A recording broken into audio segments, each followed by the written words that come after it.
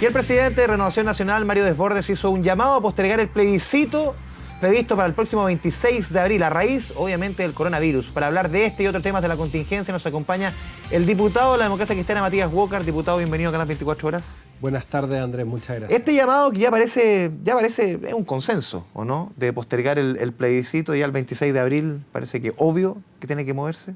Sí, yo creo que hay un consenso transversal. Yo celebro lo que hizo la presidenta del Colegio Médico, de convocar ella a todos los presidentes de los partidos políticos, porque indudablemente que una decisión de esta naturaleza, que es bastante dolorosa para todos los que hemos trabajado escuchando a la ciudadanía para poder tener este plebiscito el 26 de abril, requiere un alto consenso de la comunidad médica, la comunidad científica. Por lo tanto, yo diría que hoy día hay pleno acuerdo. Es importante, yo diría, que la reforma constitucional se materialice cuanto antes, porque recordar que la fecha del plebiscito está definida en la reforma constitucional. O sea, cambiarlo no es tan fácil. Y la fecha tampoco requiere, está bien el calendario bien ocupado. Claro, requiere 2/3 de los diputados y senadores en ejercicio. Pero yo veo plena disposición, lo planteó también el presidente de nuestro partido, Fuachaín, lo ha planteado el presidente de Renovación Nacional, Mario Desbordes, con el que yo conversé el día de hoy. Ojo que además hay otras elecciones después, porque el 7 de junio están las primarias legales. Y lo razonable es que también se postergue esa elección. No es fácil porque tenemos elecciones municipales el 26 de octubre, junto con la elección de los gobernadores regionales, pero yo creo que la salud de los chilenos es lo más importante, Andrés, y si hemos esperado 40 años para poder tener una nueva constitución, bien podemos esperar unos meses más, si de ello depende la salud de millones de chilenos y chilenas. La presidenta del Colegio Médico también pidió detener las manifestaciones, las movilizaciones. ¿Coincide con ella? Bueno, yo creo que por un tema de salud, obviamente. Hay que acoger todos los llamados que ha hecho la autoridad sanitaria, el Colegio Médico. Recordemos que la recomendación es que no hayan reuniones de más de 50 personas y esa recomendación obedece al mismo criterio, que es un criterio que emana también de la Organización Mundial de la Salud. Nosotros también en el Congreso Nacional estamos viendo de qué manera cumplir con la norma sanitaria sin dejar de legislar. Porque se necesita avanzar. Y por un tema bien importante, pensión y cuántos otros. Hoy día aprobamos el proyecto de ingreso mínimo, que es un proyecto muy importante para cientos de miles de trabajadores que viven del salario mínimo. Gracias a este subsidio no hay ningún trabajador con un ingreso mínimo inferior a 300.000 pesos líquidos. En el caso de grandes empresas, por un año, ¿o no? Sí, pero esa era la propuesta de la comisión mixta. Se rechazó esa propuesta. ¿Ya? No tuvimos el quórum, lamentablemente. Queríamos hacer una distinción entre las grandes empresas que yo creo que tienen los medios para poder pagar un salario mínimo mayor. No hubo acuerdo y probablemente lo que va a regir el texto que viene del Senado, que se hacía sin ningún tipo de discriminación. Probablemente vamos a tener la discusión de nuevo en junio, que tiene que ver con el salario mínimo garantizado, que es muy importante porque el ingreso mínimo es un subsidio. Bueno, pero te contaba, Andrés, que mañana esperamos avanzar en la Comisión de Constitución en la aprobación de un proyecto que permitiría que los propios parlamentarios podamos votar no en la sala de sesiones. Somos 155 diputados. Una suerte de teletrabajo, una suerte de votación que les van a criticar. No, yo creo que no. A ver, el proyecto de teletrabajo es fundamental. Nosotros lo aprobamos en la Cámara de Diputados hace bastante tiempo, está en el Senado. Yo creo que es muy importante avanzar. Se está haciendo en todas las partes del mundo, sobre todo con motivo de esta crisis. Y bueno, se va a disponer de una tecnología que permita que, por ejemplo, cada parlamentario vote en su oficina, como se hace en Estados Unidos. ¿Su oficina en el Congreso, oficina distrital? En el Congreso. Ya. Yo creo que es muy importante. No es que dejen el edificio propiamente tal. Porque lo importante para seguir con la recomendación sanitaria, que no haya más de 50 personas en un mismo recinto, es que cada diputado, diputada pueda intervenir, por ejemplo, en la sala, sin necesidad de que estén todos los diputados al mismo tiempo. O sea, cuando hay que intervenir, sí se va a dirigir al hemiciclo. De turno, que no haya más de 50 diputados presentes en la sala al mismo tiempo. No, porque existe la tecnología. Hoy día nosotros podemos enviar oficios por medio de firma digital. Yo, por ejemplo, si estoy en la región de Coquimbo, en terreno, en una actividad, me dicen de una denuncia, yo puedo mandar un oficio rápidamente mediante firma electrónica.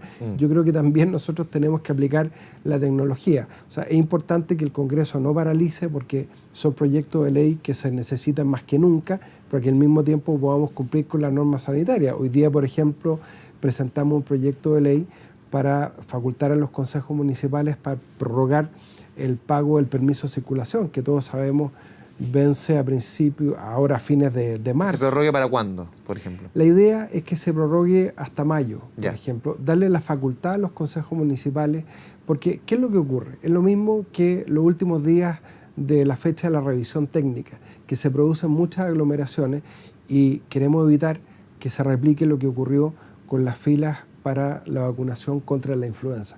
Hay que evitar todo tipo de aglomeraciones y además sería un alivio al bolsillo de cientos de miles de chilenos que todavía no pagan el permiso de circulación.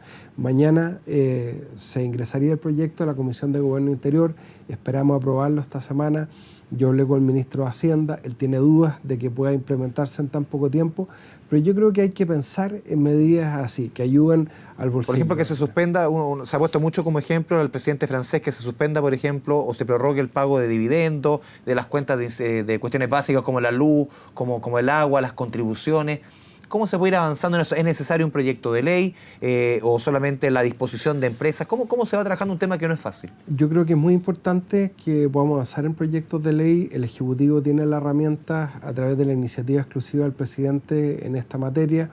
Algunos hemos recordado también una ley que se dictó al gobierno del presidente Frei Montalva con motivo de los terremotos que tuvimos en los años 60, que permite al gobierno congelar precios. Hoy día, de hecho, se ¿Debería ser más flexible, que no sea solamente un estado de emergencia, estado de sitio? Yo creo que lo importante es que por causas de salubridad pública se permita adoptar ese tipo de medidas. Por ejemplo, hoy día un grupo de diputados planteó un proyecto para fijar los precios de medicamentos de artículo de primera necesidad, como el alcohol gel, como las mascarillas. Algunos han dicho que existiría una prohibición constitucional para avanzar en un proyecto de esa naturaleza. Yo no he visto ninguna prohibición constitucional al respecto. Yo creo que se puede avanzar en ese tipo de proyectos. Por supuesto, por ejemplo, postergar la operación renta. Lo que es la operación renta de abril de este año sería un alivio también para millones de microempresarios, para trabajadores por cuenta propia que tienen que hacer su declaración de impuestos. Yo creo que hay que pensar en todo tipo de medidas, por supuesto, aplazamiento del pago de dividendos, de cuotas de crédito en favor de las pymes. Yo creo que la banca también tiene que ponerse, esa misma banca que se benefició en un momento del pago de la deuda subordinada por parte del Estado. La crisis del 82. Que le devuelvan la mano a los chilenos, ¿no es cierto?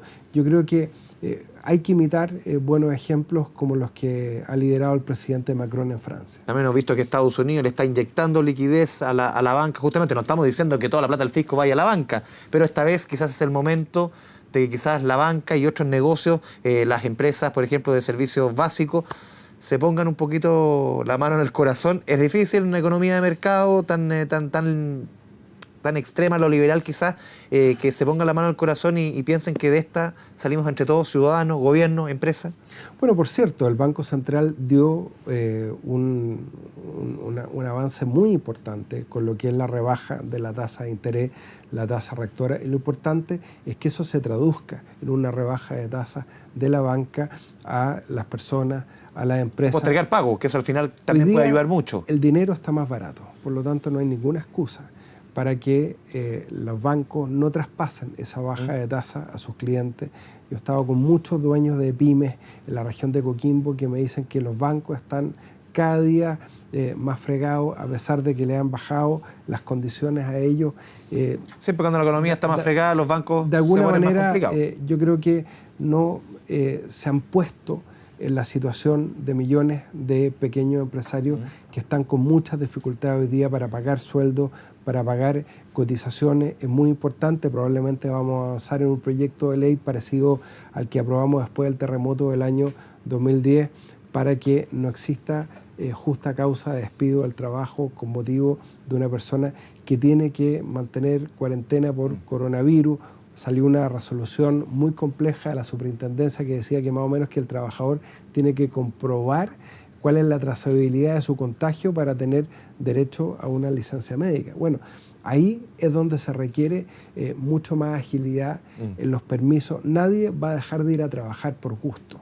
Van a dejar de ir a trabajar porque son familias monoparentales, porque tienen que cuidar a los niños en la casa. O sea, necesitamos flexibilizar todo ese tipo de herramientas. Y para eso, Andrés, el Congreso tiene que seguir funcionando, pero tenemos que seguir funcionando cumpliendo con todas las normas sanitarias, y por eso este proyecto de trabajo, de teletrabajo aplicado al Congreso Nacional, que permitiría una votación a distancia sin necesidad de que estén todos los diputados y diputadas presentes en el hemiciclo al mismo tiempo, lo mismo del Senado.